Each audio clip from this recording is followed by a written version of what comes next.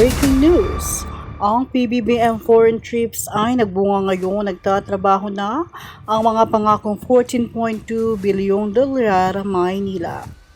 Humigit kumulang sa 14.2 bilyong dolyar halaga ng mga pangakong pamumuhunan mula sa mga dayuhang paglalakbay ni Pangulong Ferdinand R. Marcos Jr.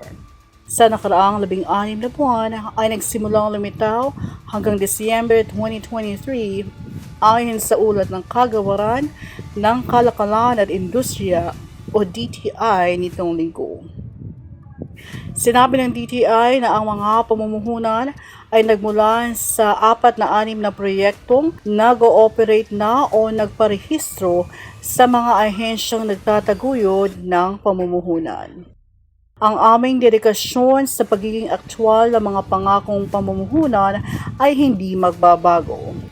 Gumagamit rin kami ng bawat pagbisita ng Pangulo bilang isang sandigan para sa pagtatayo ng isang pila ng mga pagkakataon sa pamumuhunan at pagpapahusay sa Pilipinas bilang destinasyon sa pamumuhunan ng kagustuhan. Ani kalihim ng Kalakalan Alfredo Pascual sa isang pahayag.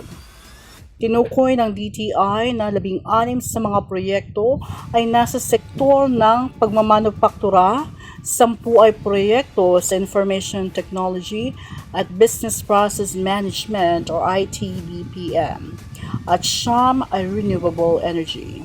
Ang Hapon at ang Estados Unidos ang pinakamalaking pinagmulan ng mga pamumuhunan na mayroong 21 at 13 na proyekto ayon sa pagkakasunod.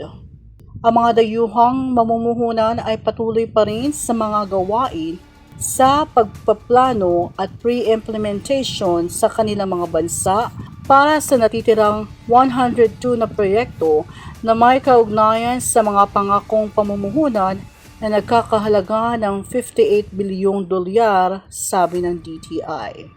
Idinagdag ng DTI na ang pagtatatag nito ng One-Stop Action Center para sa Strategic Investment o OSACSI ay nakatulong sa pagsisimula ng mga pamumuhunan mula sa mga dayuhang pangakong pamumuhunan.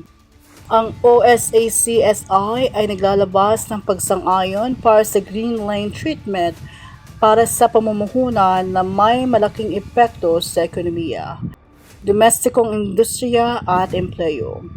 Sa pagsang-ayon, lahat ng pambansang ahensya ng pamahalaan at mga lokal na unit ng pamahalaan ay kinakailangang pabilisin ang proseso ng pagbibigay ng pahintulot sa negosyo, paglisensya at iba pang mga dokumento kaugnay ng kanilang mga pamumuhunan sa bansa.